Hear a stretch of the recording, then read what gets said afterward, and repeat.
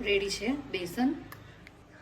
જય માતાજી. બેસન છે 1 કપ, 1/3 કપ દહીં છે ખાટું મોળું ભેગું, વઘાર માટે તેલ, રાઈ, લીમડો, આદુ મરચાંની પેસ્ટ 2 ચમચી, સ્વાદ પ્રમાણે મીઠું, 1/4 ટીસ્પૂન હળદર અને 2 થી 3 ચમચી ખાંડ. બેસન અને દહીંને એક વાસણમાં લઈ અને ફેણી લઈશું. અત્યારે હું અડધો કપ જેટલું પાણી એડ કરી રહી છું. રાઈ એટલે લીમડો, આદુ મરચાં લસણની પેસ્ટ, આદુ મરચાં લસણની પેસ્ટને સાધારણ શેકાવા દઈશું. પછી આપણે એમાં હળદર એડ કરીશું.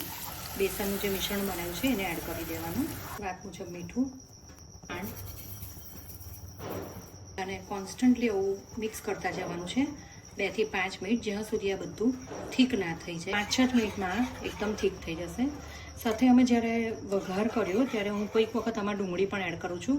એક ડુંગળીને ઝીણી સમારી અને આની આદુ મરચાં જેમ શેકીએ છે એમ શેકી અને ત્યાર પછી આ બેટર એડ કરવાનું. તો એ ટેસ્ટ પણ સરસ આવતો હોય છે. ખદખદવા માંડે એટલે ઢાંકણ ઢાંકી અને એને 5 મિનિટ સુધી એકદમ સ્લો ગેસ પર ચડવા દેવાનું છે.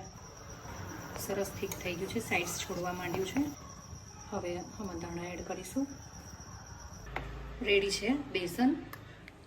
સરસ મજાનું ખાટું મીઠું બેસન, જેને હું રોટલી સાથે સર્વ કર્યું છે. આપ ચોક્કસથી ટ્રાય કરો.